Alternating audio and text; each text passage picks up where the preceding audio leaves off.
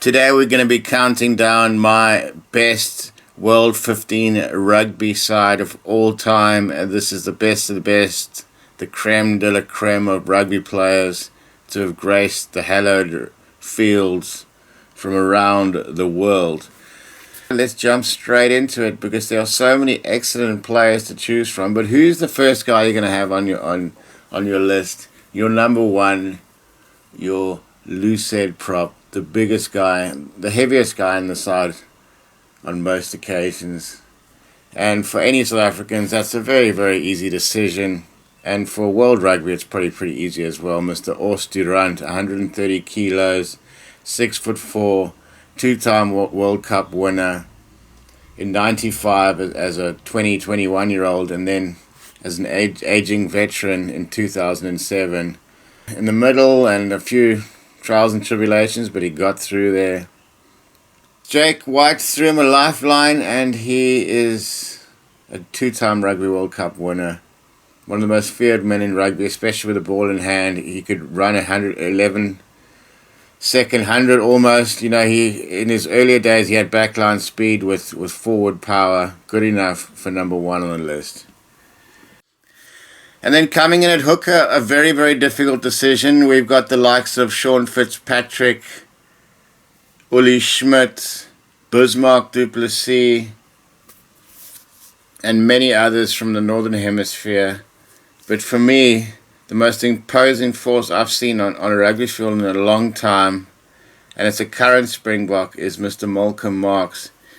I mean, standing next to Siya Kolisi made him look quite small. This is an imposing figure, 115 kilos, very, very strong. Big try scorer, almost impossible to stop 5 meters out. And has won South Africa quite a few games coming off the bench and really making a massive impact. And if politics had been different, he'd have started a lot more games for the Springboks. But anyway, Malcolm Marx, the enforcer at hooker. There you go, ladies and gentlemen. Number 3, we've got to give the Northern Hemisphere a bit of love. The party bus, Jason Leonard, comes in at tight head prop. World Cup winner in 2003. Veteran from, I think, 3 Lions tours.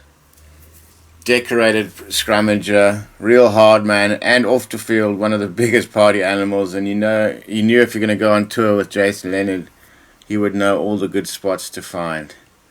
Moving swiftly on at number 4, you know, it's difficult to get away from the modern era in terms of rugby players because the guys are just bigger, stronger, faster, and that sums up my number 4 perfectly.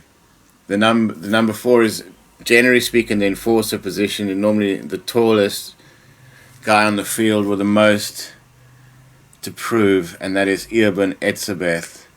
Probably the most fearsome rugby player in world rugby at the moment. 6'10", 125 kilo, muscles bulging out of his shirt. He's the real deal. A frightening man who standing next to an average person makes him look like a child. And a perfect foil for Eben Etzebeth's outright power and strength and physicality is something smooth and slick. It wasn't that difficult to put John Eales, nickname Nobody, because nobody's perfect, at number 5. Great all-around player, fantastic captain, could easily captain the side, but we've got a few people in the side who could captain. Actually, I would actually put him as captain in this team. Led Australia to the 1999 World Cup, and then won a medal as well in 91 under Phil Kearns, 2-time World Cup winner. He's paid his dues and is good enough for the number 5 locking position in my team. And then number 6, the fetcher position was extremely difficult. You got the likes of Skalk, Berger, Heinrich Brousseau, George Smith. There's been some excellent fetchers over the years, but one really comes to mind. World Cup winning captain of New Zealand, Mr. Richie McCaw, who I think I wouldn't give the captaincy to necessarily. I'll just let him focus on pillaging balls and living on the edge of the laws and getting the job done, and leave the captaincy to John Eales. Richie McCaw, the best fetcher of all time, you could argue, and is really a shoe-in at number 6. Number 7, one of the most underrated flanks I've seen, World Cup winner from 2007, great in the line-out, silky ball runner, knows how to pass before he's tackled and can tackle really well. Incredible cardio, Mr. Johan Smit. Somebody that was in the doldrums before the 2007 World Cup, but another one of those people like Oosterhuis who came into prime form in 2007 under Jake White. A great player, somebody you can really rely on. Special mention would be for Ruben Kruger, 1995 World Cup winner, also grade 7, but Johan Smit just ticked a lot of boxes. And so did my number 8. Now, traditional thinking would say go for Zinzanne at number 8. He was a fantastic player, and anybody from New Zealand would think you're crazy for not putting him at number 8. But I think Zinny was a little bit underrated. He wasn't the biggest number 8 of all time. I'd probably put him more in that Bobby Skinstad role. Very flair player, could kick, pass. But he didn't quite have the horsepower of somebody like a Dwayne Vermeulen, who's the strongest, not necessarily the strongest, but the toughest rugby player I've seen in the 2019 World Cup winning side. He got dropped on his head against Samoa and got straight back up and finished the game. I've never seen a tougher player than Dwayne Vermeulen, World Cup winning, number 8. Big, strong, and when he was younger, fast as well. Number 9, sure. I mean, it's difficult doing this thing because there's been so many great Springboks over the years, and it looks quite biased, this list. So let me know if I've left out anybody that's really a glaring error. I mean, you could quite easily go with Gareth Edwards at number 9. Lions winning, Welsh Scrum-half. But, I mean, when you talk about Scrum-halves, you really can't talk about anybody else than US van der Westhuizen. And incredible speed of a winger. Not the best passer in the world, but he was a game changer. He could nip the ball at the back of the maul and then dart and gone. Nobody's going to catch him. Great on defense. Put Lomu on his post a few times. Rest in peace, both of them. But US van der Westhuizen, a man for the big occasion, and great coming off the bench. He could play a variety of positions as well, but he's good enough to start at number 9. And number 10 was a relatively easy choice. You could go with Nas Wood or Henry Honeyball or some of the French fly halves or Mike Katz or something like that. Jokes. But I've decided to go for Dan Carter, Rugby World Cup winning fly half for New Zealand. He could run, pass, kick. Enough said. And then at 11, you've got, well, this was another easy one. Sort of the signature of modern day rugby, the biggest, fastest winger of his day, Mr. Jonna Lomu. Not necessarily the fastest, but definitely the fastest person over 120 kilo.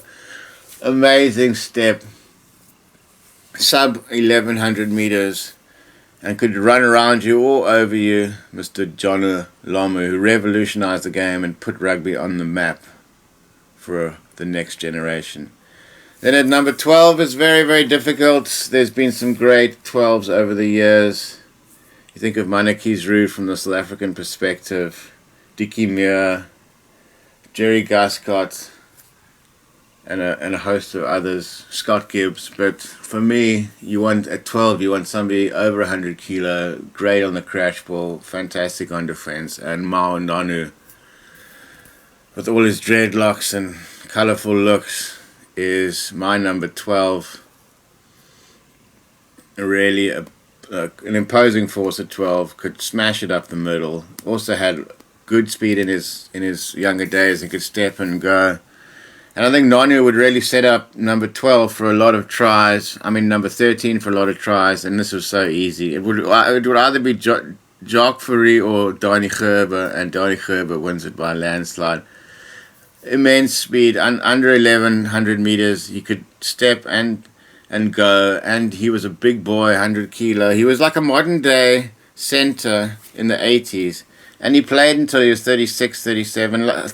Unfortunately, he didn't make much money out of rugby, but it was still semi-professional then, but still a very much loved figure in world rugby, and especially in South Africa. And then at 14, you got to put one of the top try scorers in rugby history, the top try scorer in Springbok history, World Cup winner, Mr. Brian Abana, 10-500. Once this guy was gone, he was gone. Could step on either side. He was definitely faster than Colby. I mean, Colby's unlucky not to make this list, but Brian Abana in his day was just something really, really special.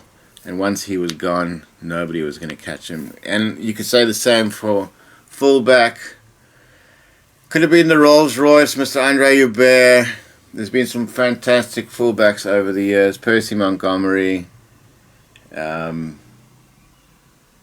Leonard from England. But for me, the Pakanui Express, I might have mispronounced that, but you get the feeling behind it, is Mr. Christian Cullen.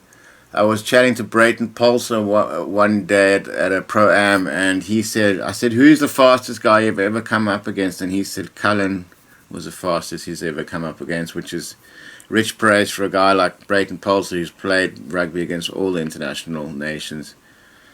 So there you go, Cullen at fullback. That was a sexy team. So you got Osterrand at loosehead, Malcolm Marks at hooker, Jason Leonard at tight head, Irvin Etzebeth, number 4 enforcer, 5 John Eales, the sulky playmaker at lock, Richie McCaw, the mongrel who's going to get to the ball first, Johan Smith, excellent in the line-out, does everything well, number 8 Thor, hard man, smash it up the middle, Dwayne Vermeulen, and you got Joos van der Westhuizen, pace to burn, going to sneak tries off the side of the scrum.